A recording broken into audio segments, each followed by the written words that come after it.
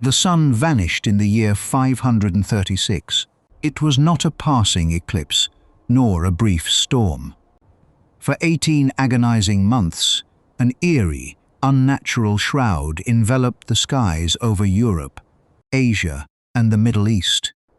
Beneath this persistent gloom, crops withered to dust, and a devastating famine crept relentlessly across entire continents. Yet, what followed was even more cataclysmic. Today, historians point to this dark era as the absolute worst time to be alive in human history. To truly comprehend the scale of this catastrophe, one must dismantle every modern misconception about the early medieval period. The traditional, oversimplified imagery of standard knights, grand stone castles, or simple peasants merely toiling in muddy fields. In the early 6th century, the Western world was far more fragile and complex than medieval legends suggest, and within the span of a single year, it would completely unravel. The Western Roman Empire had collapsed 6 decades prior, and the majestic city of Rome, which once boasted over 1 million inhabitants, had withered to a mere 30,000 souls wandering through vast, haunting ruins. While wolves hunted in pastures snaking through ancient aqueducts, marble columns still held up the roofs of magnificent temples, where no one came to pray anymore. The populace had not yet fully grasped that an old world had ended. In the East, however, the Roman Empire endured with immense majesty. From the splendid metropolis of Constantinople, the Emperor Justinian governed a realm stretching from the Balkans to the fertile lands of Egypt, and from Syria to North Africa. His formidable legions, led by the brilliant General Belisarius, were actively marching to reclaim lost territories. At the same time, his visionary engineers were constructing the Hagia Sophia, destined to become the greatest cathedral in Christendom, while his scribes meticulously compiled the legal codes that would form the bedrock of European law for the next millennium.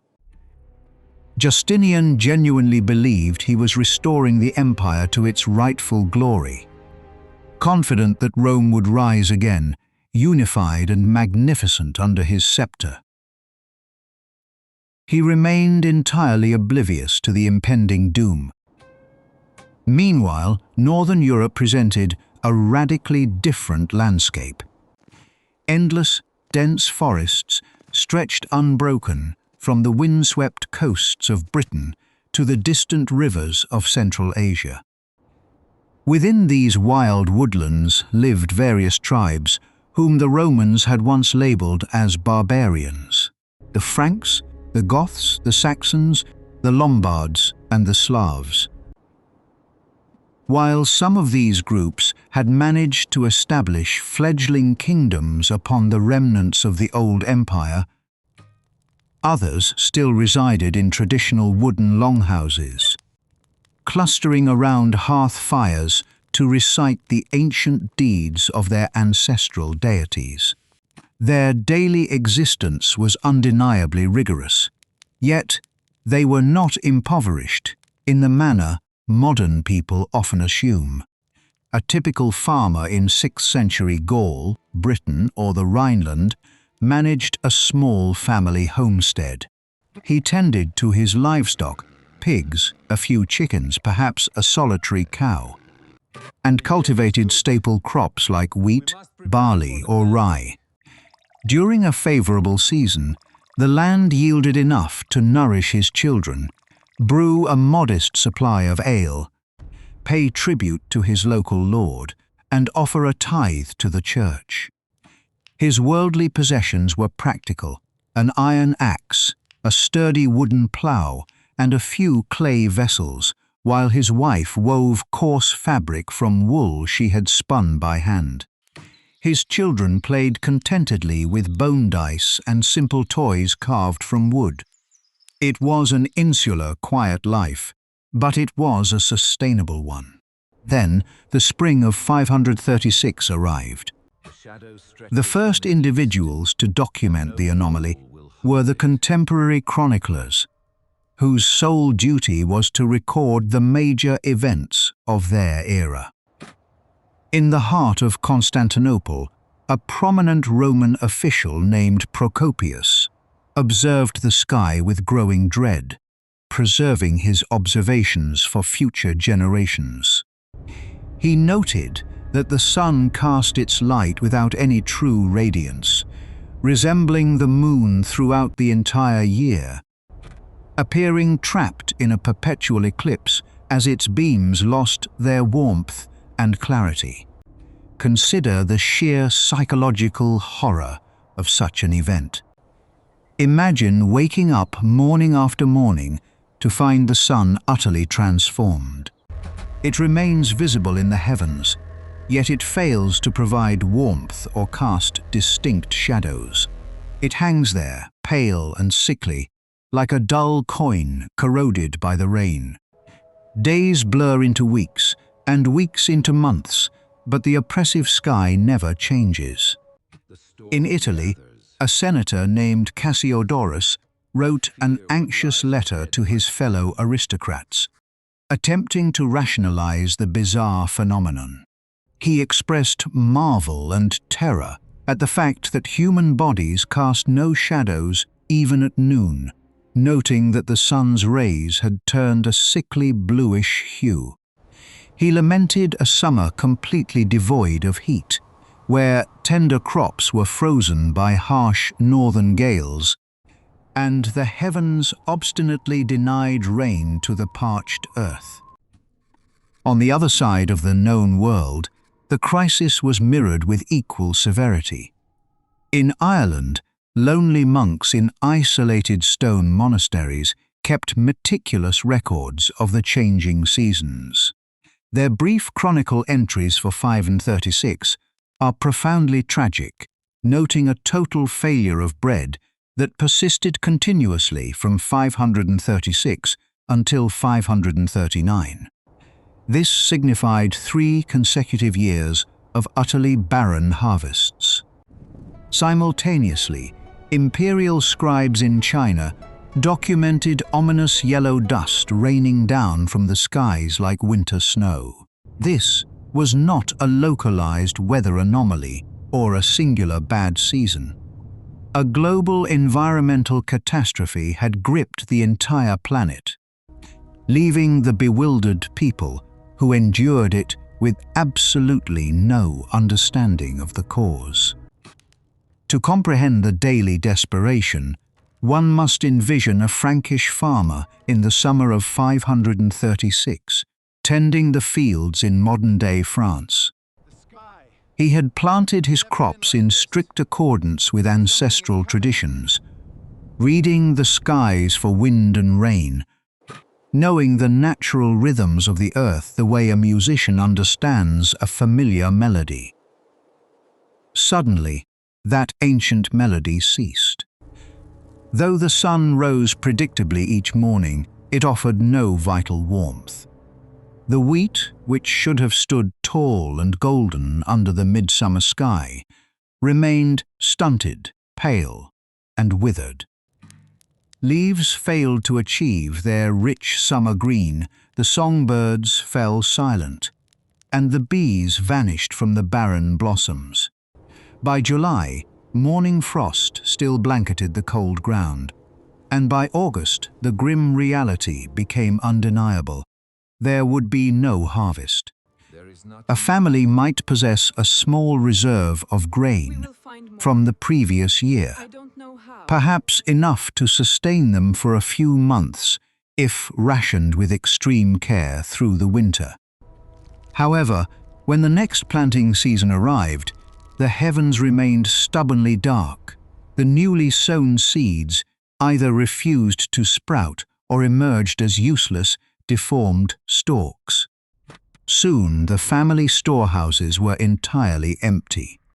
This horrific scenario played out in millions of households across half the globe. Contemporary scholars desperately sought meaning in the darkness, turning to the only framework they knew: the language of religious omens and divine retribution. A Syrian monk recorded that the sun became dark for 1.5 years, prompting terrified men to declare that it would never recover its full radiance. He noted that fruits rotted on the vine and the wine tasted of sour grapes. Throughout the Mediterranean, in the grand library cities of the late ancient world, scholars frantically scoured ancient texts for any historical precedent to this crisis. But their search yielded nothing. There was no record of such a catastrophe in living memory, nor in the oldest scrolls of their ancestors. It appeared as though the fundamental machinery of creation had broken down. Then an unforgiving winter descended. The winter spanning 536 to 537 proved to be one of the longest and most brutal ever recorded. In modern-day Sweden, modern archaeologists have unearthed deeply unsettling evidence of this freeze. Entire settlements abruptly abandoned during this specific window, their heavy wooden doors still firmly shut. The inhabitants within had simply perished from starvation, extreme cold, or sudden illness, with no survivors left to bury them. Their skeletal remains lay undisturbed exactly where they fell for nearly 15 centuries. Experts estimate that the population of Scandinavia may have collapsed by as much as 50% during these dark years. This meant that in any given village or town, every second person simply vanished into the earth. The northern Norse peoples would permanently embed this grim epoch into their mythology, naming it the Fimbulwinter, the legendary Great Winter that preceded the literal end of the world. The northern Norse peoples would permanently embed this grim epoch into their mythology, naming it the Fimbulwinter, the legendary Great Winter that preceded the literal end of the world. In their oral traditions, this cataclysmic freeze was the definitive sign of Ragnarok, a time when the sun would be devoured, harvests would fail entirely, brothers would slay one another for a meager morsel of food, and the gods themselves would assemble for their final apocalyptic battle. For generations, modern academics dismissed the Fimbulwinter as a purely poetic invention, a dramatic myth designed to conceptualize the end of days. Today, however, scientific consensus recognizes that the Fimbulwinter was a terrifying reality. The ancient ancestors of the Norse had actually survived this planetary freeze, passing down the traumatic memory through the centuries, the only way they knew how.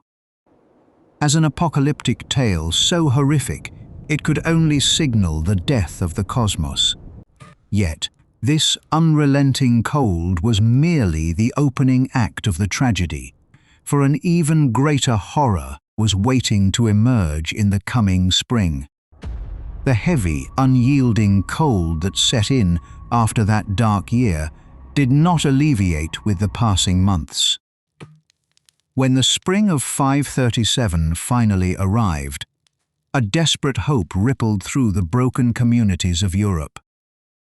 People stepped outside, scanning the horizon for any sign that the stifling shroud would break. They had somehow endured a year of sheer misery, burying their loved ones, consuming the absolute last of their carefully rationed grain, and slaughtering whatever remaining livestock they possessed. In the deepest depths of their hunger, some families had resorted to boiling the leather from their boots just to extract a thin, nutrient-deficient broth. They flooded into stone churches and smoky longhouses alike, lighting whatever candles remained, and offered frantic prayers that the true sun would finally reclaim the sky. Their pleas went unanswered.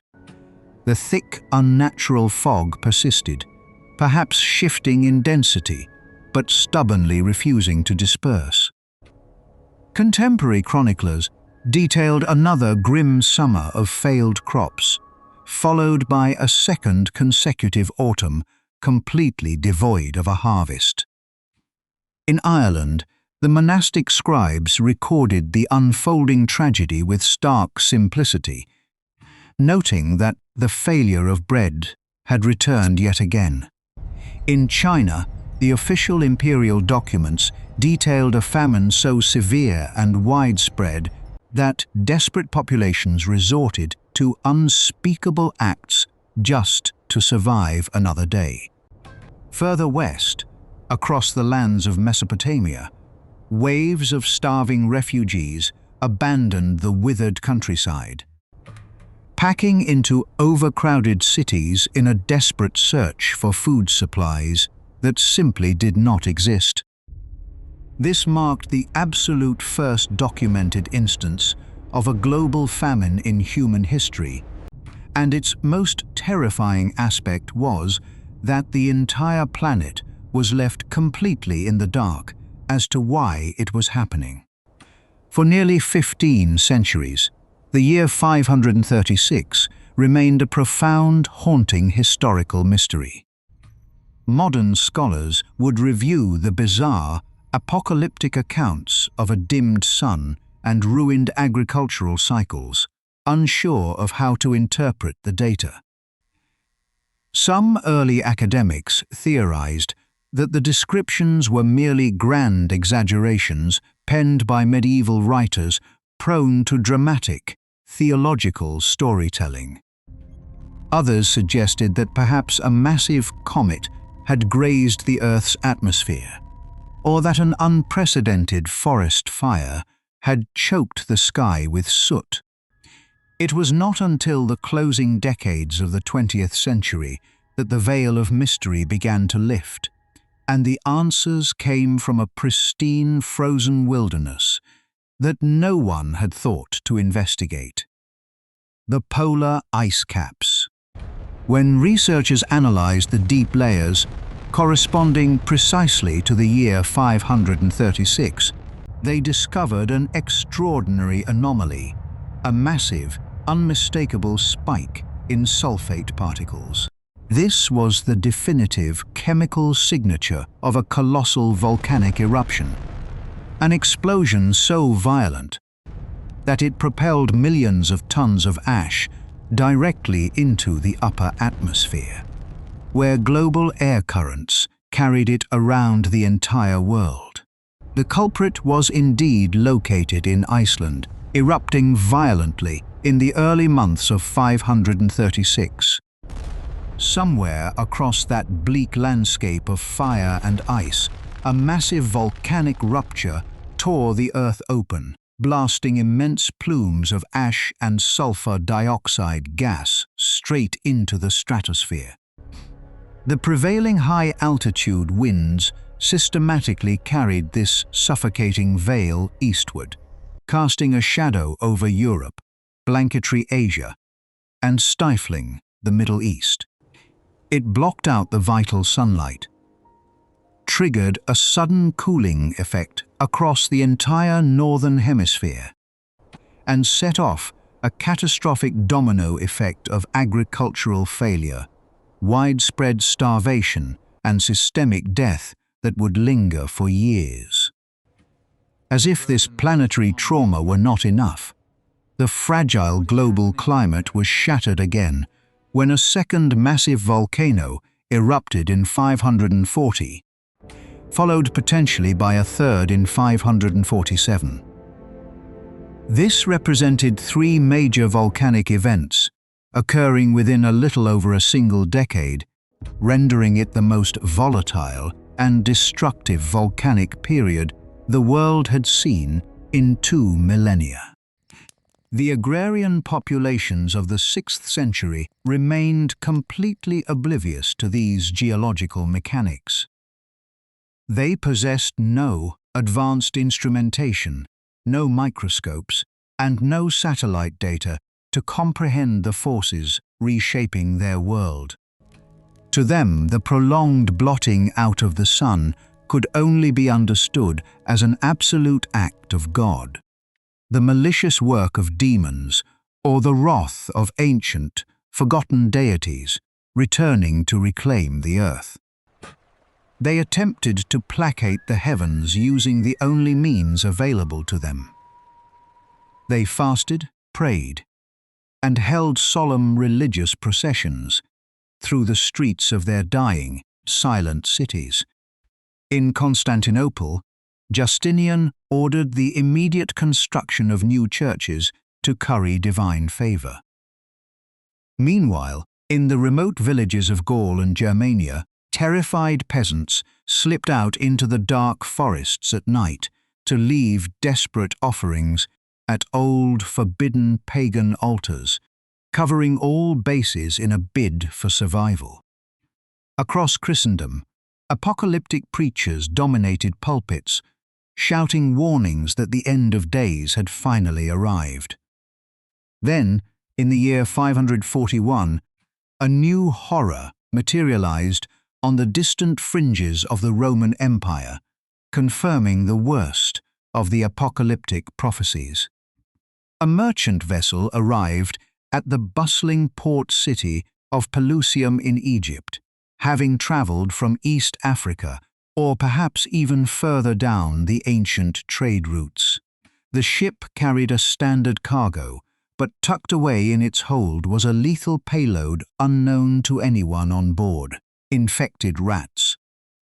These rodents carried fleas, and those fleas hosted a deadly bacterium, known to modern science as Yersinia pestis.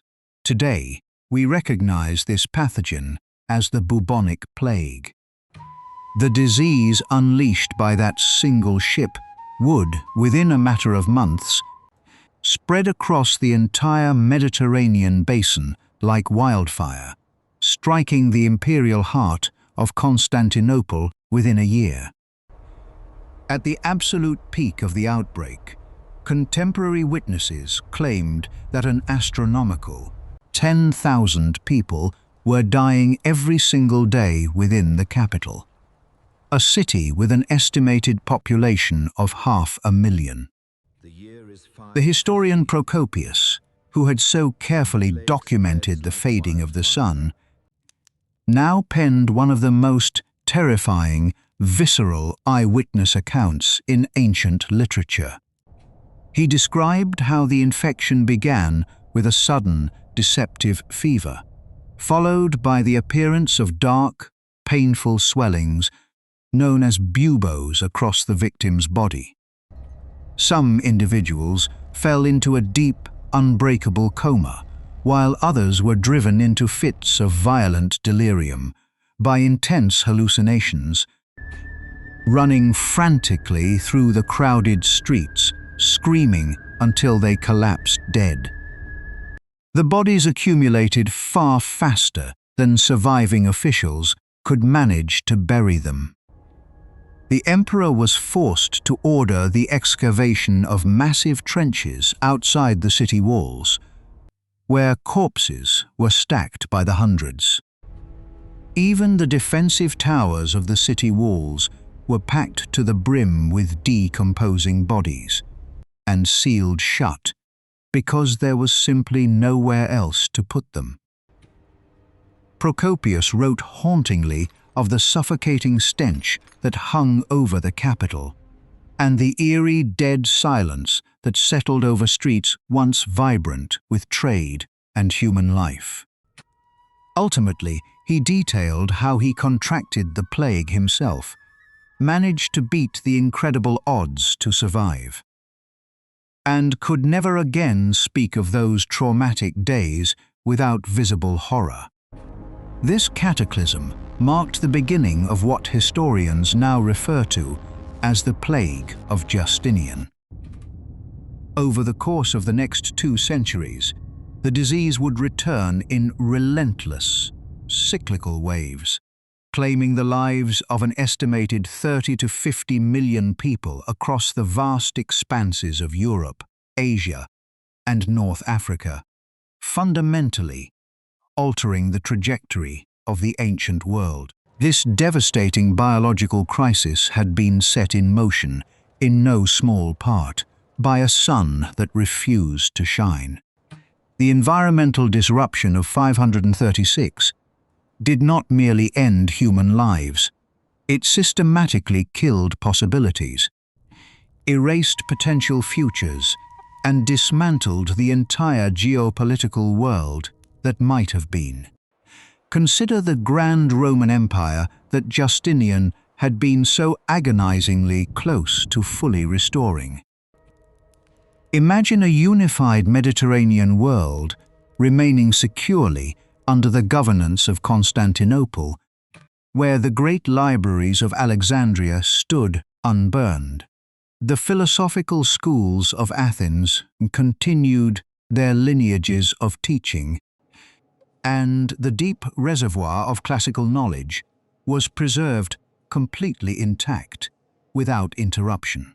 That alternate reality was not a fantasy, it was highly probable. Yet, it died somewhere over the skies of Iceland in early 536, when a tectonic fault split open, spewing dark ash into the heavens. The world that emerged in its stead was smaller, fragmented, and significantly impoverished compared to the classical era.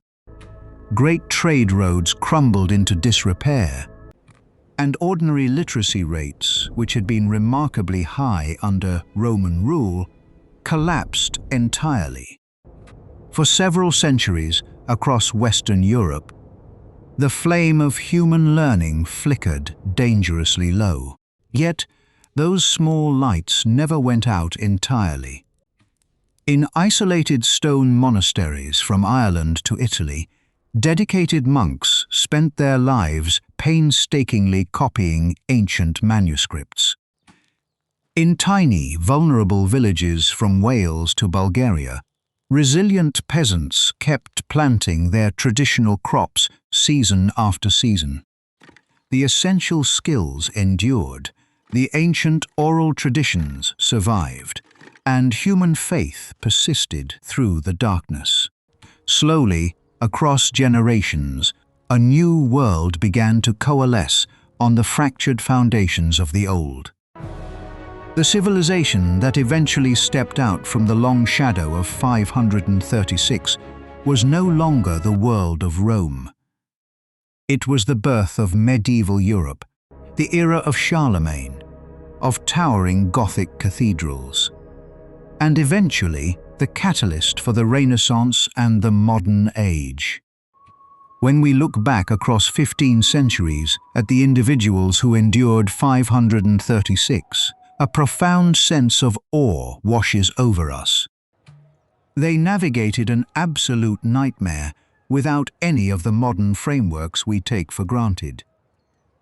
They had no climatologists to explain volcanic aerosols, no microbiologists to isolate the mechanics of bacterial infection, and no polar ice data to contextualize their suffering. They relied entirely on their faith, their immediate families, their stubborn devotion to the soil, and a quiet, desperate hope that the sun would one day recover its warmth. And against all odds, the sun did return. The skies eventually cleared, the crops grew tall once more, and the descendants of those survivors inherited a world that was undeniably harsher and more rugged than the one their grandparents had known. but it was a world nonetheless. They lived, they rebuilt, and they passed down the harrowing stories of what their ancestors had overcome. Those accounts, preserved in monastic ink, Norse poetry, and imperial Chinese histories, have survived across a millennium and a half, so that we can look back at that long chain of human resilience and recognize that even when the world appeared to be ending, humanity endured.